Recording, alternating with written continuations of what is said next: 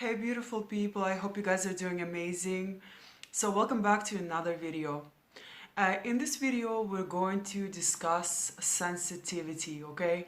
And the fact that, most of us in today's world are desensitized, okay? And I will discuss what makes us desensitized, right, or what makes us less sensitive, right? So it's basically the environment that we live in, right? If you're living in a big city, right, then of course you're going to become even less sensitive to your environment, okay, for various reasons that we're going to discuss in this video. Okay, so in this video, I think I'm going to just discuss the things that are making us desensitized, right? And I'm going to, go over various strategies that you can use to increase your sensitivity, okay? Because guys, at the end of the day, right, our sensitivity, it's definitely a superpower, okay? And I will also explain to you why it's a superpower, why being more sensitive towards one another, right, towards ourselves is such an important thing, right? So really, you know, the controllers of this world, right, and the reason why a lot of them are living in fear. Like, for example, a lot of them have purchased underground bunkers, right?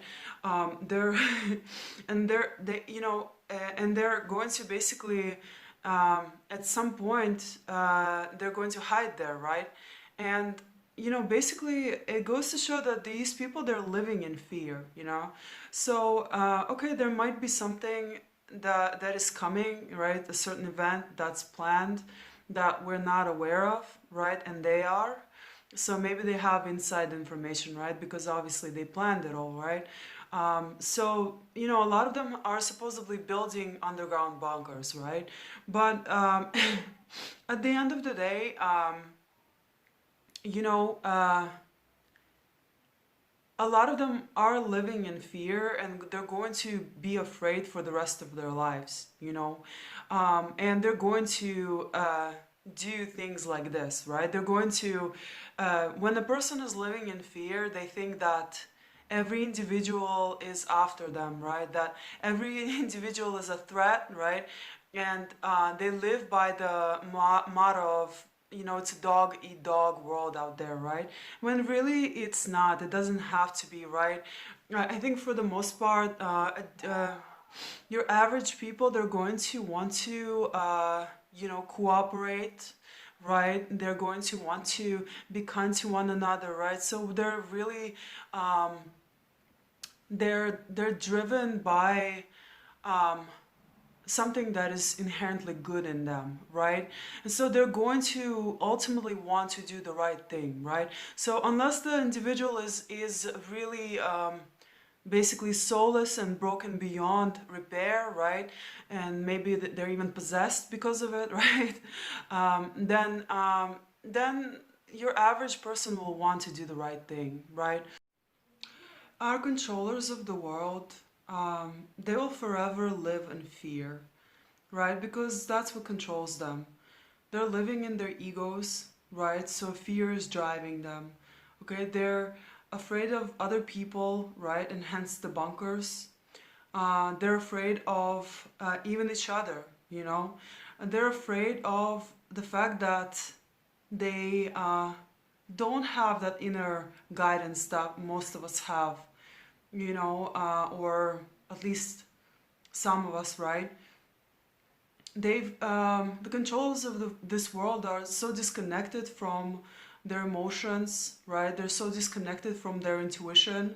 They're so disconnected from source that they don't have the superpower that most of us are have or are able to have. Okay, so that's the difference, right, guys? So in many ways, right, that's the reason why they're building so many of these things like AIs, right?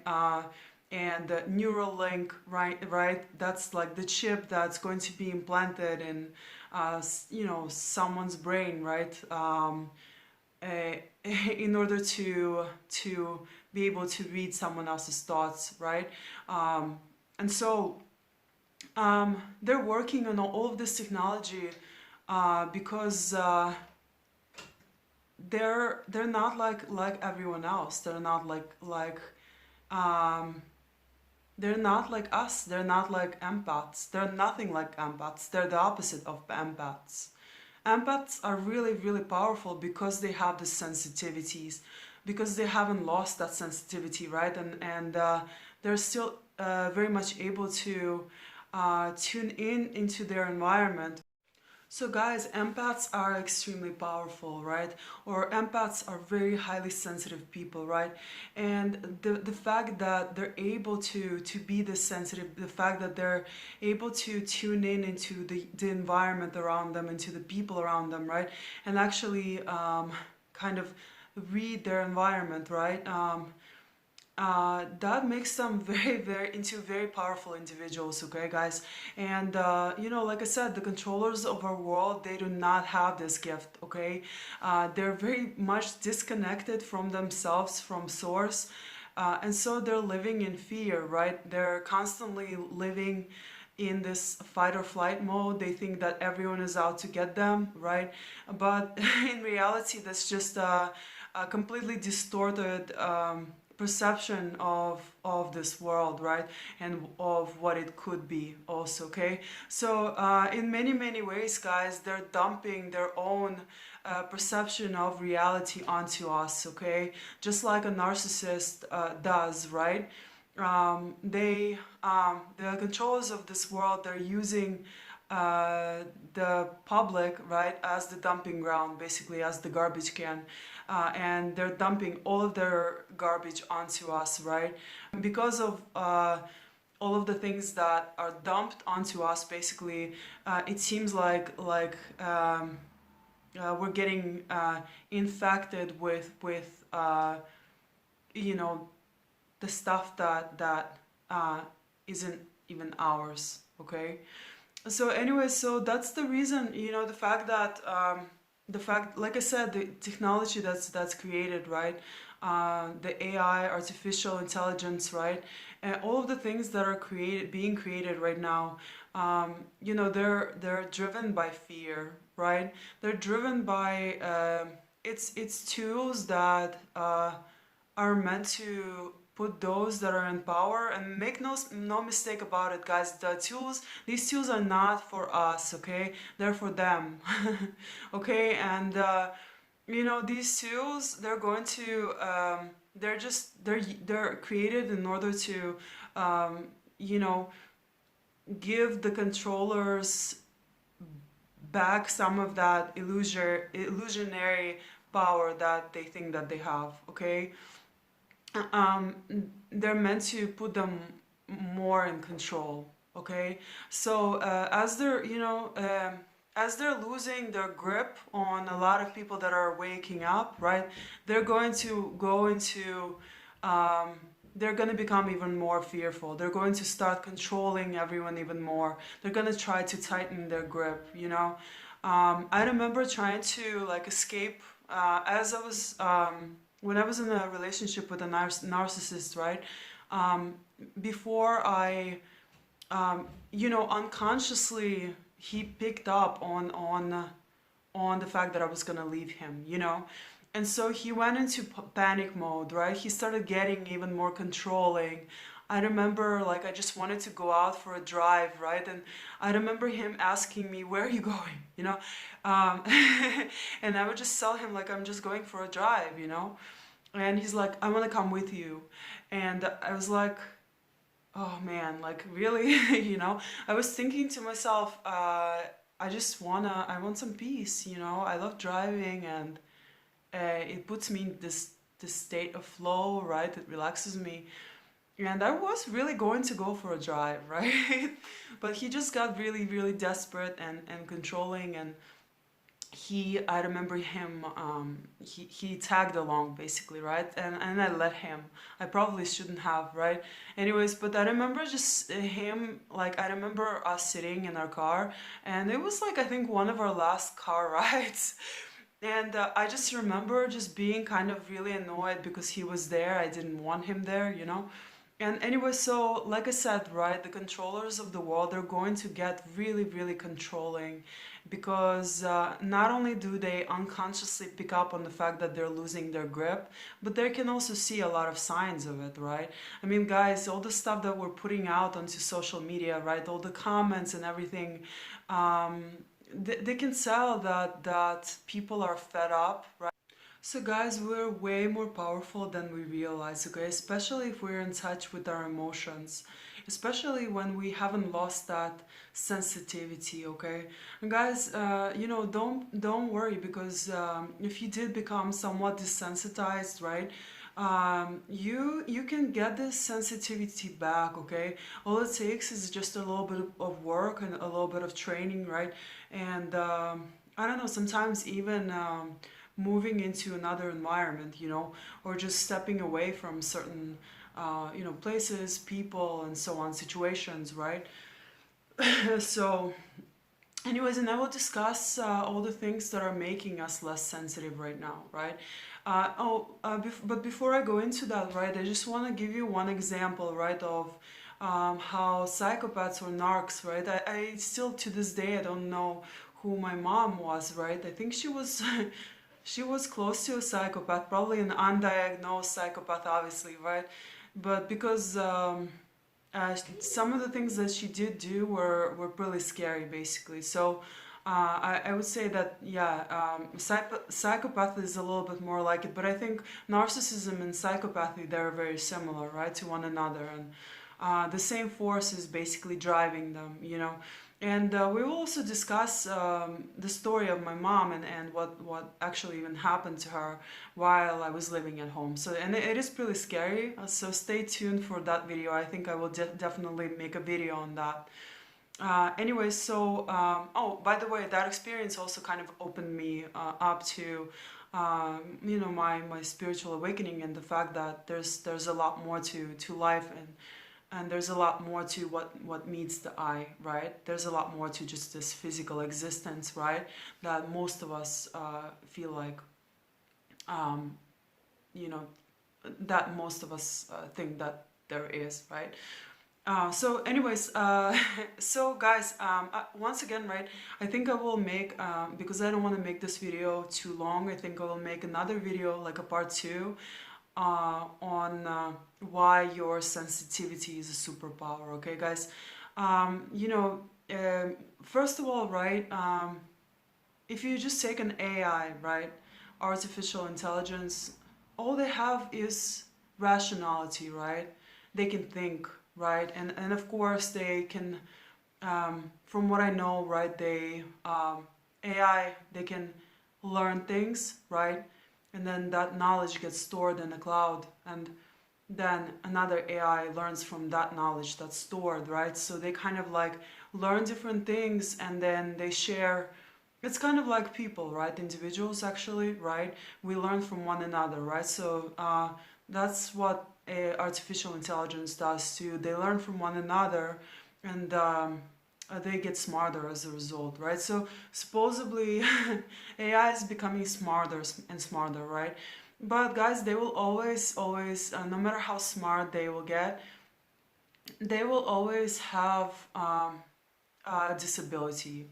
And that disability is the fact that they cannot be sentient beings, really. They will never be able to feel like us, right? They will this feeling. They'll never be able to tune into the universe, right? And, get certain downloads, right, of information. They will never get into, they will never be connected to source, right? They will never really be able to be guided by this spirit world, right? They will never be able to have they will never be able to walk in alignment with spirit. So they're disabled, okay? Because of that, they're disabled. They will always be disabled, guys. So always remember that we're a lot more powerful than AI. So yes, there's that, right? Anyway, so let's get back to desensitizing, right, and desensitivity.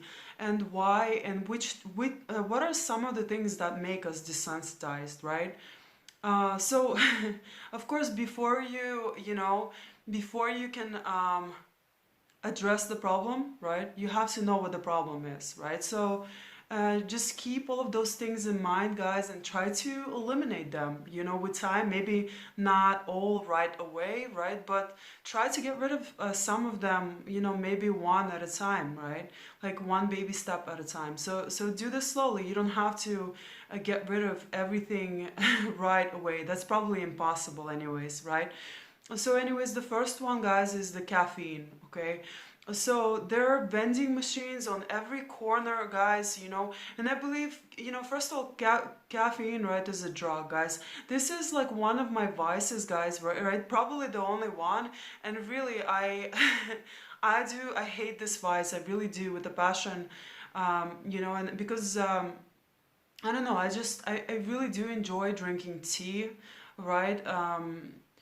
Uh, if, of course, part of it is physiological, right, dependence, right? So I'm not too happy about that, right? And of course, I tried quitting caffeine, and I actually do enjoy the feeling, the fact that I get way more sensitive without caffeine. Okay, I get calmer, right? I become much more calm, and um, definitely because of that, as a result, a lot more in tune with my environment, okay, and the people. So yeah, guys, when you're drinking caffeine, especially if it's too much caffeine, you go into a fight or flight mode, right? And you're always feeling like you're being chased by a bear, right? When in fact you're not, right? So yeah, drinking caffeine can keep raise your cortisol or your stress hormone way too much, which puts you into a fight or flight mode, right? And so you're feeling like you're in a dangerous situation when you're not, and as a result, you become less sensitive. So anyways, so replacing, your caffeine habit with perhaps, maybe go from coffee to tea, right? I no longer really drink caffeine, right? Or coffee, I mean, but I do drink black tea, right? And I probably drink way too much of it, so that's not that great, right? But over time, I plan on like replacing that with maybe green tea and then white tea, right? And guys, white tea has a lot of antioxidants, right? And it's actually really good for you, right? I don't know if you knew, but like black tea, green tea, and white tea, it's actually the same tea. It's only the aging process that kind of, makes it different, right? And so like black tea is like the oldest one, right, basically. So anyways, so what are some other things, right? So some other things that make you less sensitive is horror movies and violent games, right? So as these things kind of scare us, right, and make us feel uncomfortable, and kind of shock our nervous system, right? They make us, over time, we have to develop some kind of like defense mechanisms in order to cope with like violent images, right, that we're not meant to see. Okay. Yeah, this violence, right? This constant violence, basically, over time, it desensitizes us to these things, and so yeah, and to one another as well. Okay, so if we experience actually this violence in real life, right? If we see it, we're not going to react as um, we're gonna basically think it's normal almost, because we've become desensitized to the horror films and the violent images. Okay. Um, so then also the sexist and harsh music, right? So that's another one. So a lot of rap music, especially, right, is it's filled with you know um, just harsh words, right? With violence, especially violence against women, right? Misogynistic comments, right? And just basically putting women down, right, and putting one sex down, usually women, treating them like objects, right. So over time, guys, if you listen to all of this stuff, once again, it's going to be become normalized in your mind. You're gonna start believing what you're listening to. Okay, you're gonna think that treating women like objects is normal, and women are in fact objects, right. And why I'm saying woman is because in most cases, it's the women that are talked negatively about, in rap music. So yeah. Anyways, so then there's the constant manufactured war, right, and images of like killings in the media, right, especially in the mainstream media, right. And guys, a lot of it is fake. Okay, a lot of images that you're seeing on the news or in the media is fake. It's faked. And But still, hearing about these hearing about violence, and how many soldiers are being killed and so on, right. um, for psychopaths to be showing you this stuff is it's beautiful. That's what they want, and that's why they're showing it to us, right. For us, it puts a lot of stress on our system, right. It makes us, and in turn it makes us less sensitive to those images, right. And because it is very impressionable, right. It's something that we really shouldn't be seeing, right. And there's a reason why, the human nervous system is very it's very fragile, yeah. So you know um, there's a reason why a lot of like soldiers, when they go into the battlefield, they develop PTSD, right. Post-traumatic stress disorders, right. And they get flashbacks, right. They wake up having nightmares. A lot of them develop psychological problems, right. And there's a reason for that, right. We're not supposed to be out in the field killing one another. It's extremely stressful. It's extremely damaging to our nervous system, right. And so yeah, guys, same thing when it comes to images and violence on TV, right, or in the news. We're not supposed to be really seeing that. Okay, it creates a lot of basically damage to our nervous system, and to protect ourselves from that, we develop different defense mechanisms, right, in order to cope. um, so yeah. Then what else? Another thing that makes you less sensitive, right, is holding grudges, right, and unhealed abuse trauma. Okay. um, Guys, when I got out of my relationship, my very very abusive relationship with a narcissist, right. um, I um, I felt like I was dead, basically, inside, I felt like he killed everything that was good about me, and I felt like I couldn't feel anymore. You know, um, I remember I met a guy, right? And that guy, I asked him to come with me to get some of my stuff, right? From my ex, right? And because I didn't want to go there by myself, right? And so this guy, he did help me, but we weren't in any kind of relationship with this guy, right? And but I told my ex that like I'm with a guy now, right? Which was true. I was with a guy, right? But he assumed that I was already in a relationship, right? And I wasn't. But I was okay with him thinking that I was in a relationship because I just didn't want him to like touch me or bother me, right? But anyways, but let's get back to my emotions, right? For the longest time, after this very abusive relationship, I felt like I couldn't feel. And it was the worst thing in the world. I felt so disconnected from everything and from everyone. I felt like I was numb, basically. So life felt really, really dead, you know. I felt disconnected, right? I felt less sensitive to the things that I was seeing, you know? It's like nothing really mattered too much, right? Like, and I couldn't understand what was wrong with me, you know? And so I remember, and at that time, I remember my mom saying to me once, you know, you know, I don't feel anything. I just don't feel anything, right?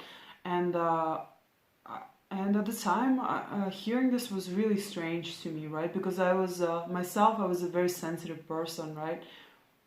Uh, and so I asked her, like, what do you mean by that? You know, she's like, I don't know. It's just I feel like I'm dead. Like I'm not.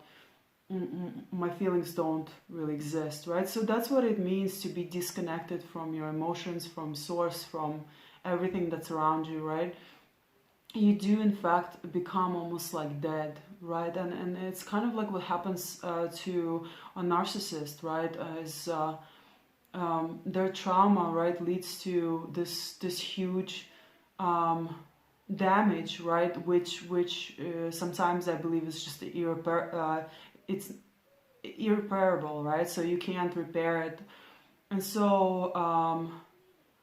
You know, I really don't know, to be honest with you, I don't know why some individuals are capable of healing while others are not. I don't have the answer to that, you know. If you guys do, please comment. I would love to hear, you know, your thoughts on that.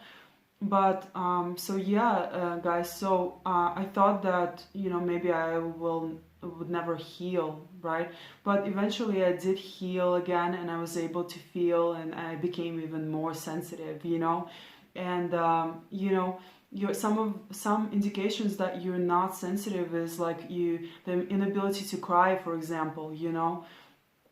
And it's also your eyes, you know, it's all in the eyes, guys. When we hold a lot of anger, a lot of, you know, bad emotions inside, bad energy inside of our bodies, right? They get stored, and if we haven't released them yet, right, then it's going to be obvious just by looking at our eyes, you know. Most psychopaths, narcissists, they have very damaged eyes, they have very, very angry eyes. You know, their eyes just they're dead. They're dead, basically. There's like nothing there, right? So always look into the eyes of the person, of another person, and they can show you everything. They will show you whether the person has healed, whether the person is storing a lot of anger and unresolved issues, right? So yeah, that's another indication, right? But anyways, back to the holding grudges, right, and unhealed trauma. Make sure that you do actually take the time and heal, okay? Make sure that you release all the negativity. Make sure you forgive another person for hurting you, right? For the most part, guys, it's not personal, right? The hurt people, right? So they probably hurt you because their parents have hurt them, and that vicious cycle is continuing on, right? And but you can be the end of that cycle. You don't have to continue this vicious cycle.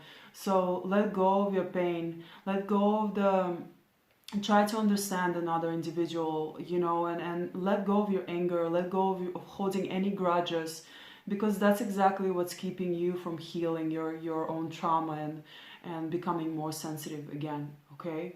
What else? Another point, right, that's making you less sensitive is the inability to acknowledge the truth and accept it, right, or living in denial about everything, okay? So this is another big one, guys, right? And living in denial, right, is actually, it's a defense mechanism, okay, guys? So I was going to just go over with you, let me see, I'm just going to read these, okay, guys, because I just wanted to talk a little bit about some defense mechanisms that we have, right? And some of them are, one of them is repression, right? When we repress certain things, right? It's basically an unconscious mechanism employed by the ego to keep disturbing or threatening thoughts from becoming conscious, okay? So then there's denial, right? You're in a situation that's, you know, like for example, smokers may refuse to admit to themselves that smoking is bad for their health, right? So that's denial, right? And projection, right? That's another one. Then displacement, right? So that's like, I don't know, satisfying an impulse, right? Aggression with a substitute object, right? Basically. So maybe you get yelled at work, and then you come in and you, rather than taking, going into battle with your boss, right, and risk getting fired, you come and you take that aggression out on your kids and your family, right? And then a regression, right? This is a movement back in psychological time when one is faced with stress, right? A child may begin to suck the thumb again or wet the bed when they need to spend some time in the hospital. And then sublimation, right? Satisfying an impulse, right? Aggression with a substitute object in a socially acceptable way. So sport is an example of putting our emotions, aggression into something constructive, right? I would say this one is a really good one. I don't know, sublimation, right? It's a good defense mechanism, I guess, because I've used that one over the years. Definitely. I think part of the reason why an athlete is a really, really good athlete, right, is because they've got a lot of issues at home. you know so they put all of that negative energy into sports, right, and they become kind of the best. So that has definitely contributed to that has definitely helped me in my running career, okay, as a track and field and like cross country athlete, right? Anyway, so guys, these are all defense mechanisms, right, that we use. Um, yeah, so just be mindful of them, okay? So guys, some of these defense mechanisms, they can be extremely hurtful rather than helpful, right? As in sublimation, right?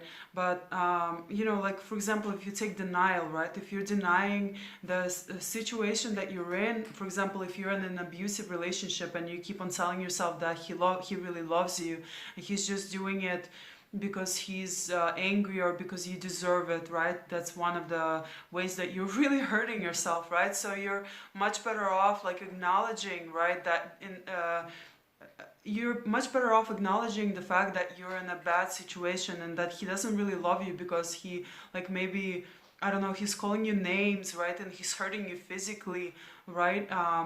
I knew I knew for a fact that these guys did not love me, like 2 out of 3 of my relationships, right? Because they tried to get physical with me. With one of them I actually fought.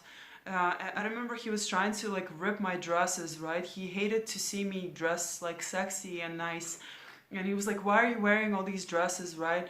And I remember him going after my dresses, and I basically got in front of my closet and I just started like kicking him. He started first, and then I was just defending myself, well, my dresses, I guess, and myself too, right? And so we got into a really big fight, and that was after that. He took a belt, right, and he really like slapped me with it, and I remember just I had this huge bruise on my leg, right, and it was really blue, and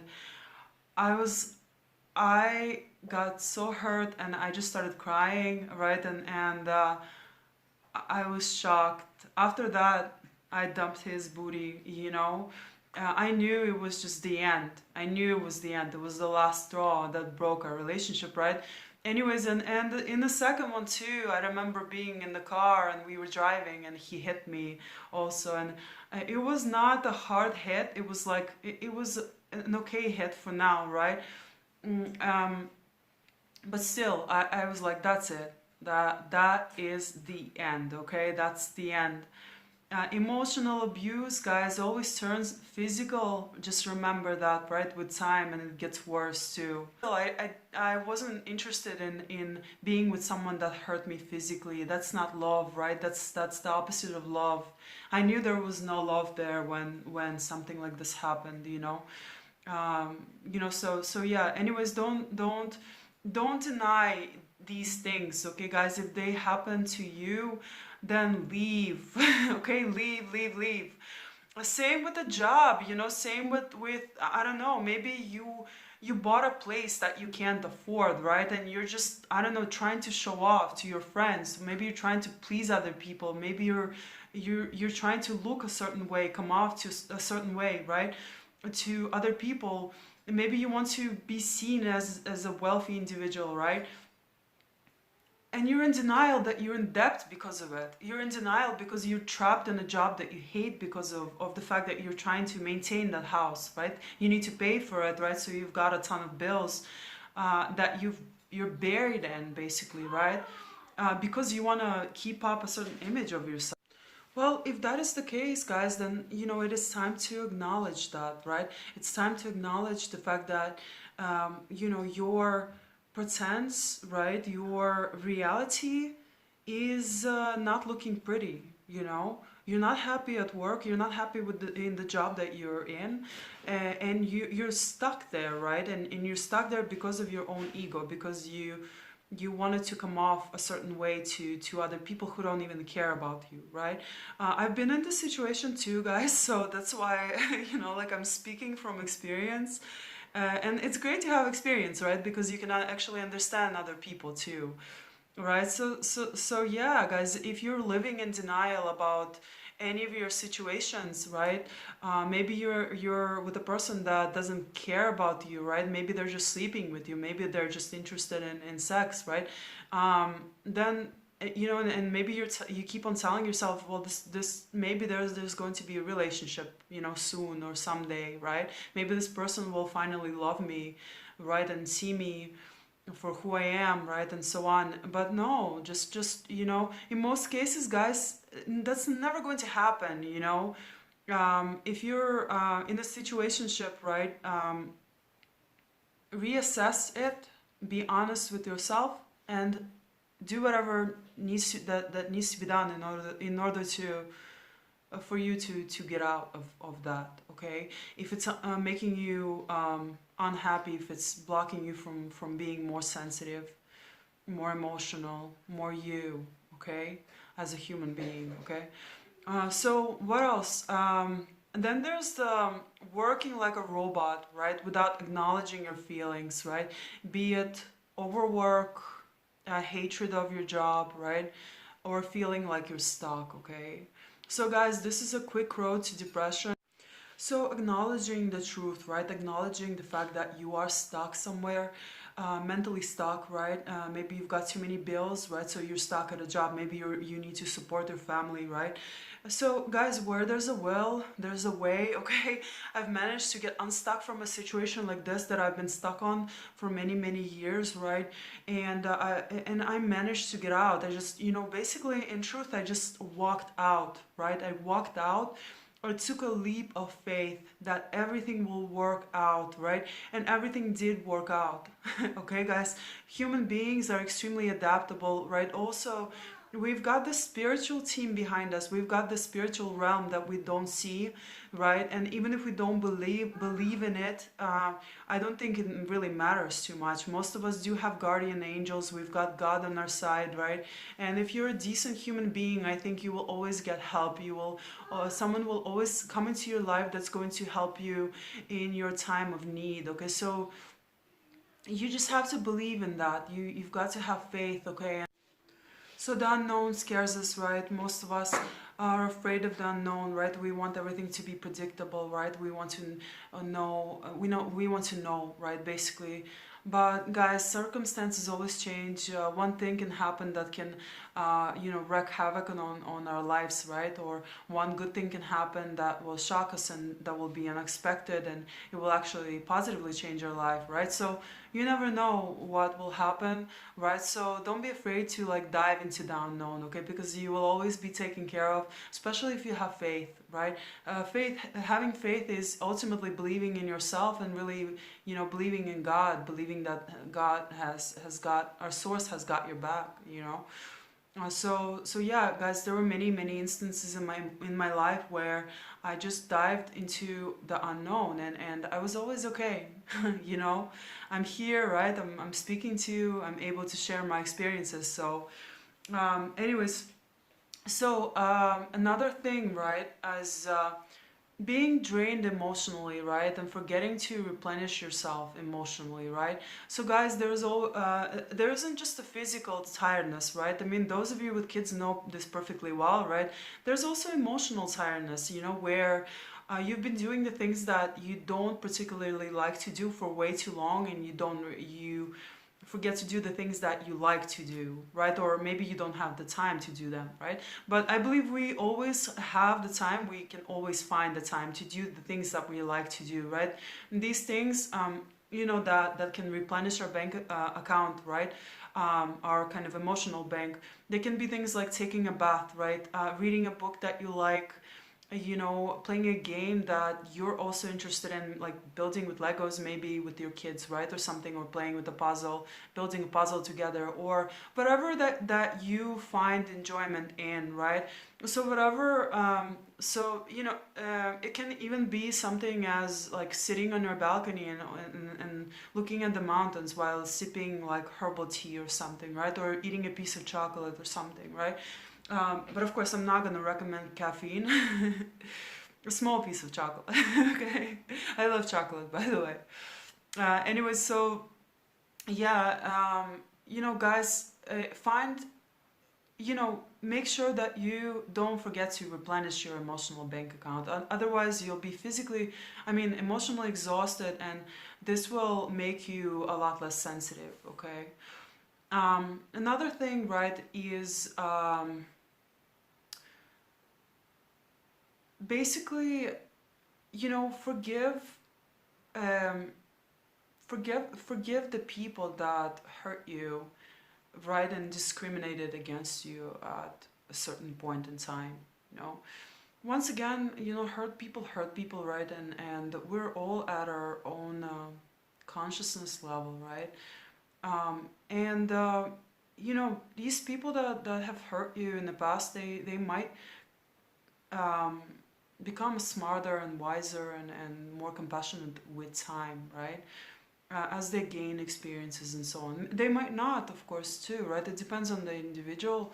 But once again, right, people discriminate, right, um, against others that they don't understand. We can't predict, right?